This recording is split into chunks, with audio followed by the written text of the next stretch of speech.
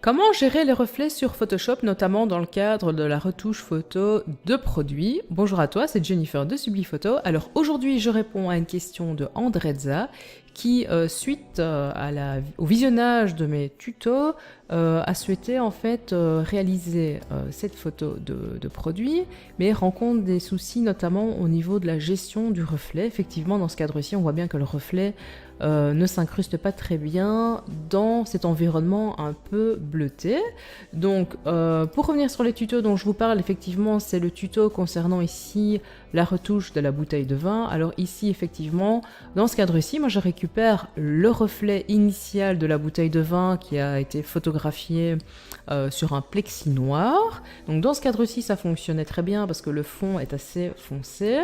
Et dans le cadre ici de la photographie de la bouteille de parfum, j'avais effectivement shooté cette bouteille de parfum sur un plexi blanc pour le coup. Ici ça fonctionnait très bien aussi puisque la bouteille de parfum est claire, donc c'était facile de gérer avec des masques de fusion les reflets. Donc ici on est dans une config tout à fait différente, donc on va voir comment gérer soi-même le reflet dans Photoshop, ok ? Donc c'est parti. Tout d'abord on va récupérer la sélection des bouteilles, enfin d'une bouteille en l'occurrence. Donc pour faire simple, on va choisir ici outils de sélection d'objets. Ici ensuite on va sélectionner un sujet et Photoshop va nous sélectionner ici en l'occurrence 2 bouteilles. Alors si je n'en souhaite qu'une, ce que je peux faire c'est choisir ici rectangle de sélection en mode intersection avec un contour progressif ici de 0 pixels, ok, et ici je trace un rectangle autour ici de la première bouteille, comme ça j'ai une intersection entre la première sélection et la deuxième sélection qui est le rectangle, et je peux faire pomme C pour récupérer cette bouteille. Ici mes raccourcis s'affichent, donc comme ça tu vois ce que je fais. Donc si la sélection, le détourage ici n'est pas parfait, ce n'est pas grave, c'est pas forcément un tuto sur le détourage, mais à toi, tu peux transposer ce tuto sur tes produits et veille bien effectivement à bien détourer tes produits. Donc ici on va partir sur un nouveau fichier, donc je fais fichier, nouveau, on va prendre par exemple un fichier A4, enfin oui un document A4, ok. Et ici, je vais créer un nouveau calque et je vais faire pomme V ou CTRL-V pour venir coller ma bouteille. Alors ici, on voit effectivement au niveau du cul de la bouteille, ce n'est pas top. Alors, on va voir si on peut pas améliorer ça. Donc, je vais prendre mon outil plume et alors je vais tracer ici une sélection plus propre. Ici, comme ça, ici je devine le dessous de la bouteille, voilà, je fais ça, je vais sélectionner en fait les parties que je souhaite effacer, donc je fais l'inverse de d'habitude en quelque sorte, je vais me positionner ici, voilà. Ok, ensuite je vais aller dans tracer, je vais récupérer la sélection, troisième onglet ici, et alors je retourne dans mon calque et je fais supprimer, voilà. Pomme D pour désélectionner et j'ai la sélection de ma bouteille qui n'est pas top, mais ce n'est pas grave, c'est pas le sujet du tuto. Donc je vais rétrécir un peu ma bouteille, voilà. Je vais activer mes repères, donc pomme H, CTRL H, comme ça je vais positionner ici ma bouteille pour que plus ou moins le logo ici, donc le G, soit sur le premier tiers en fait, donc sur cette ligne ici de force. Donc ici, ça me semble pas mal. Alors, ce qu'on va faire tout de suite, c'est gérer le fond bleuté. Donc, je vais créer un nouveau calque, voilà. Alors, soit on crée un calque classique, soit on crée ici un calque couleur unie, par exemple. Voilà, on peut faire couleur unie pour changer. Ici, je vais sélectionner un bleu clair. Voilà, comme ça, je fais OK. Ensuite, je vais créer un nouveau calque de réglage couleur unie. Et là, je vais récupérer le même bleu clair, mais je vais choisir une couleur un peu plus foncée, comme ceci. Voilà. Par contre, la couleur foncée, moi ici, je ne la veux que finalement sur les coins, de manière à avoir un halo un peu plus lumineux ici derrière la bouteille. Alors comment est-ce que je vais faire ça? Eh bien je peux aller ici dans outils ellipse de sélection Ici, je peux rester ici à contour progressif de 0 pixels. On va voir pourquoi. Alors, on va tracer une ellipse derrière notre bouteille, plus ou moins comme ceci, voilà. Et alors, on se positionne sur le masque de fusion qui correspond à cette couleur. Ensuite, je fais donc pomme, retour en arrière pour ici colorier, enfin remplir de noir ici ma sélection. Je désélectionne. Bon, si tu ne maîtrises pas le contrôle retour en arrière, parce que je pense que parfois ça pose problème, eh bien, l'autre possibilité, c'est qu'une fois ta sélection faite, ici, tu peux aller dans Outils pot de peinture ou raccourci G, et ici, tu fais en sorte d'avoir le noir ici en avant-plan, donc X pour inverser les deux couleurs, et ici, tu te mets dans ta sélection avec ton pot de peinture et tu cliques une fois pour remplir cette sélection de noir. Pomme D, c'est TRLD pour désélectionner. Et ici, bon, tu vois bien ici que c'est très moche pour le moment. Tu vas cliquer 2 fois sur le masque de fusion et là, tu vas ajouter un contour progressif qui te sied. Donc ici, on va partir sur quelque chose d'assez important, comme ceci. Alors, l'avantage de travailler de cette manière-ci avec le contour progressif sur le masque de fusion, c'est qu'on peut à tout moment revenir sur ce réglage. Voilà, et ici, l'avantage de partir sur des calques de réglage couleur unie, c'est qu'on peut à tout moment venir changer nos couleurs. Donc ça, c'est vraiment pratique. Du coup, on travaille vraiment de manière non destructive et c'est vraiment ce que je recommande. Donc voilà, tu vois, je peux tout remodifier. Ici, à nouveau, voilà, le contour progressif.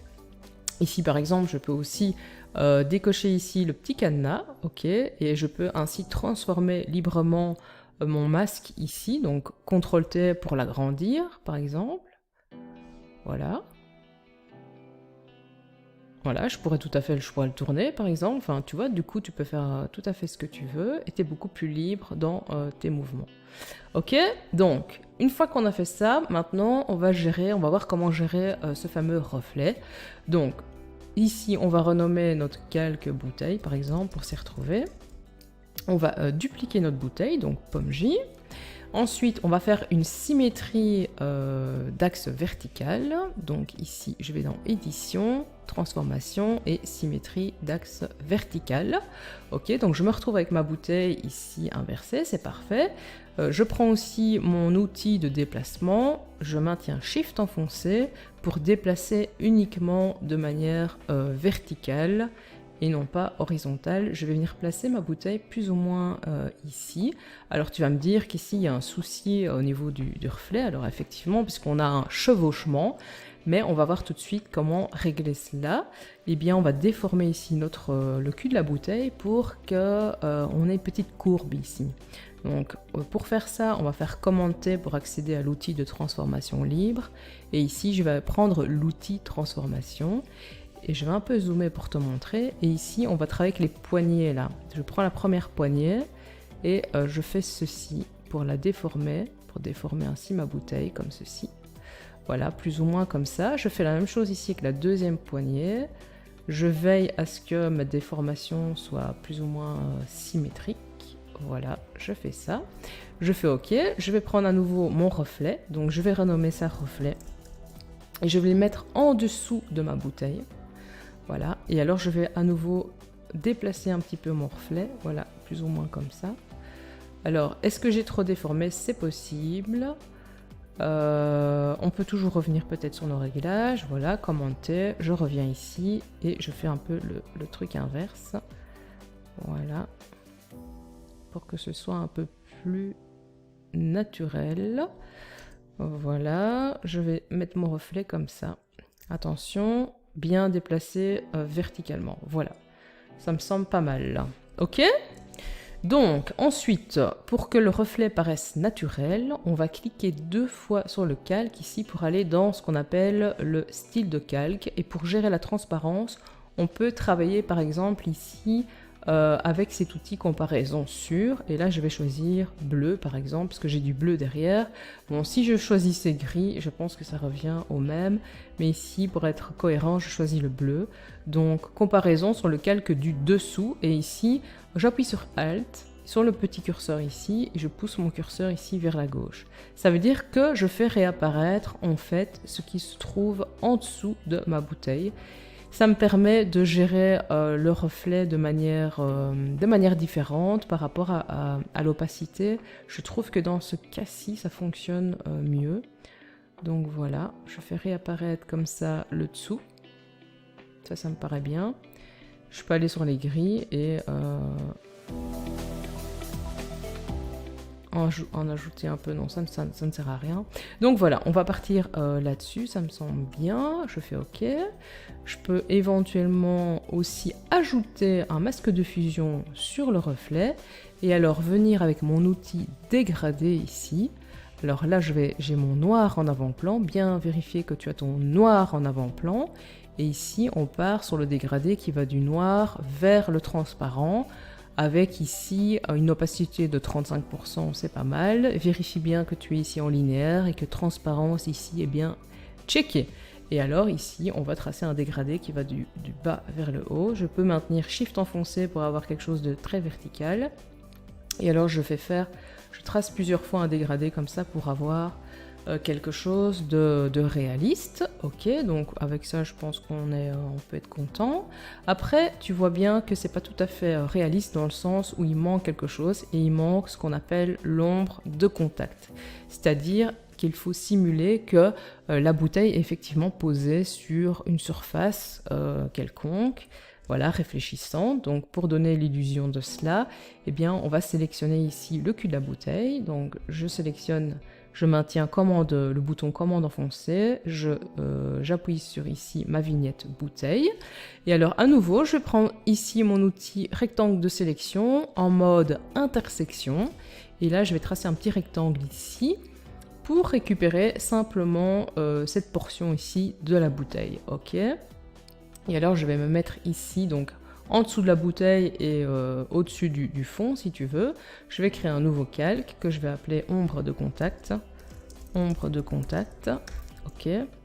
Et alors je vais échantillonner avec I, la pipette, une couleur ici de la bouteille. Ok, je fais passer cette couleur en arrière-plan pour remplir la sélection. Ou bien on va faire comme tout à l'heure, utiliser ici outil pot de peinture.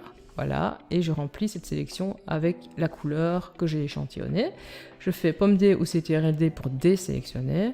Bon, pour le moment, on ne voit pas ici ce que j'ai rempli parce que c'est caché, hein, donc voilà, je vais te le montrer. On a ça, ok, qui est derrière. On va prendre notre outil de déplacement, donc raccourci V, et avec les flèches, on va descendre un petit peu cette ombre, ok. Et on va passer cette ombre ici en lumière tamisée. Je trouve que lumière tamisée dans ce cadre-ci, ça donne pas mal. Voilà, alors on peut ajouter un petit flou gaussien par exemple. Tu peux tester aussi le flou directionnel dans ce cadre-là, ça peut aussi bien donner. Ici on va partir sur un flou gaussien de 6, c'est bien. Et alors je vais dupliquer une fois encore ce calque, donc pomme J. Je trouve que ça donne mieux. Je vais dézoomer, voilà, on y voit toujours mieux quand on dézoome.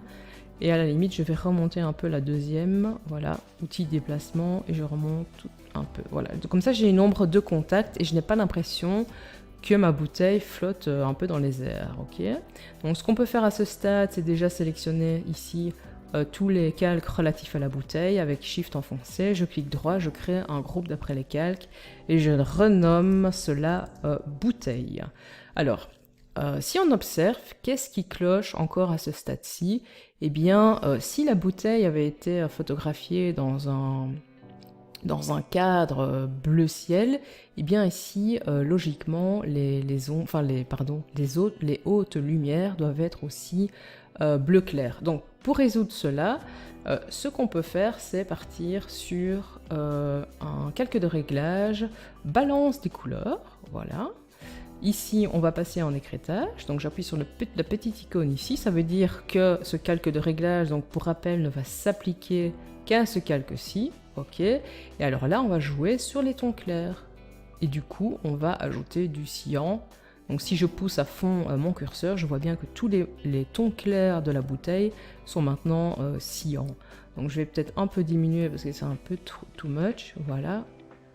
On va partir là-dessus, c'est déjà beaucoup mieux. Par contre, ici, je n'ai pas vraiment envie que cela s'applique au logo G qui doit rester à mon sens bien doré. Donc simplement se positionner ici sur le masque de fusion et alors avec un outil pinceau et une opacité à 100% et en noir, eh bien on va peindre simplement cette portion-ci. Alors à toi de juger, est-ce que ici le logo doit être bien blanc ou pas. Bon, ici on va faire en sorte qu'il soit bien blanc. Voilà. Ok. Donc ça me semble pas mal du tout. Alors maintenant, ce qu'on peut faire, c'est, je vais te montrer comment éventuellement dupliquer la bouteille pour en avoir une deuxième. Tu vas voir, c'est très simple. Il te suffit à cette étape-ci de faire Command J de ce groupe et ainsi tu as une deuxième bouteille que tu peux positionner où tu veux dans ta composition. Tu peux très bien imaginer avoir une bouteille devant, une bouteille derrière, dupliquer ça plusieurs fois, etc. Donc comme ça, tu sais comment faire, c'est assez simple. Alors moi, ce stade-ci, ce que j'aime faire, c'est également ajouter un petit grain à l'image. Donc pour faire ça, je crée un nouveau calque que je renomme bruit. Alors je vais remplir ce calque de gris. Donc remplir 50% de gris, ok. Je passe ensuite ce calque en incrustation. Et ensuite, je vais aller dans filtre. Et là, je vais aller dans bruit. Et alors, je vais faire ajout de bruit. Je vais partir sur un 4.8. Oui, ça me semble pas mal. Et je fais ok. Donc voilà. Du coup, j'ai un peu de bruit. Ça me donne un petit look magazine. Hein, tu vois, ça fait des petits points. C'est sympa. Donc si je l'enlève, voilà la différence. Moi, je trouve ça assez sympa. Ensuite, ce qu'on peut faire pour ajouter de la netteté à l'image, alors à toi de choisir si tu veux le faire sur l'ensemble avec le bruit ou pas. Moi, je vais partir là-dessus. Donc, ce qu'on va faire, c'est fusionner l'ensemble de nos calques. Donc, le raccourci va s'afficher. Voilà. J'ai donc mon calque fusionné. Je vais le dupliquer à nouveau, et alors là je vais passer ce calque dupliqué en lumière crue, et alors ici on va aller dans filtre, on va aller dans divers, et là on va choisir passe haut, et on va choisir un petit rayon de 1.9, ça me semble pas mal. Et alors là, si je zoome, tu vas voir que effectivement ça ajoute de la netteté à l'image. Alors effectivement, tu dois aussi retoucher en amont la bouteille avant de faire tous les réglages qu'on a fait. Hein. Donc ici c'était un tuto sur le reflet, mais effectivement il aurait fallu par exemple gérer la poussière ici, etc. Bon, ça on fera dans un autre tuto. Alors ce qu'on peut faire également, c'est ajouter un petit peu de noir ici pour que ce soit encore plus réaliste. Donc ici je crée un nouveau calque, je vais partir sur un dégradé, donc je vais utiliser à nouveau mon outil dégradé ici. Je m'assure que j'ai du noir à l'avant-plan, ok, que je suis à 35% d'opacité, et alors là je vais rajouter un peu de noir, comme ça, parfait. Alors avant de faire ça, peut-être que je peux aussi ajouter un calque de réglage niveau, ok, et pour aller foncer quelques parties de mon image, donc voilà. Par contre, ce calque niveau ne va pas s'appliquer partout. Je pense qu'on va faire en sorte qu'il s'applique ici en dessous, effectivement, et alors sur les bords. Donc, je vais sur mon masque de fusion, je prends mon outil ellipse de sélection, je fais ceci, voilà, et alors je remplis cette sélection de noir. Donc, soit je passe mon noir en arrière-plan et je fais commande retour en arrière, soit tu utilises, comme je t'ai montré tantôt, l'outil pot de peinture.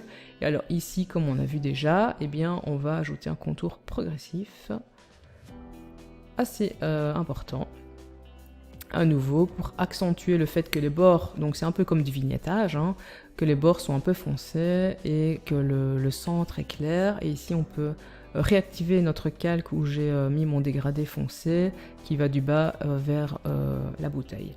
Ça me semble pas mal du tout. Je peux à nouveau tout fusionner si je veux par exemple, et alors là je peux utiliser l'outil ici densité plus pour aller foncer un petit peu les coins. Donc densité plus, ici je prends les tons moyens, peut-être à 75% d'intensité, et alors là je vais par exemple un petit peu à certains endroits faire en sorte que ce soit plus foncé.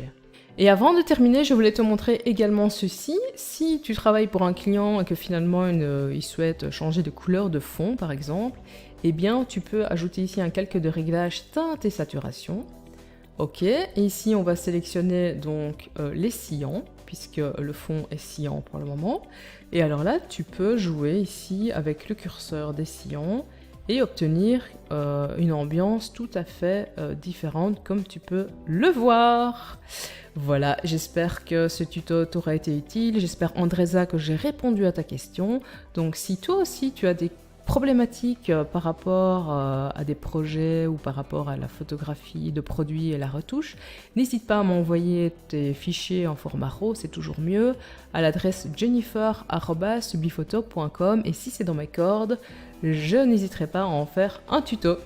Je t'invite également à t'abonner à la chaîne puisque je publie 2 tutos par semaine, notamment sur la retouche photo produit et la photo manipulation. Et aussi, je t'invite à t'inscrire pour recevoir ta mini formation offerte. Sur ce, bonne retouche, à bientôt!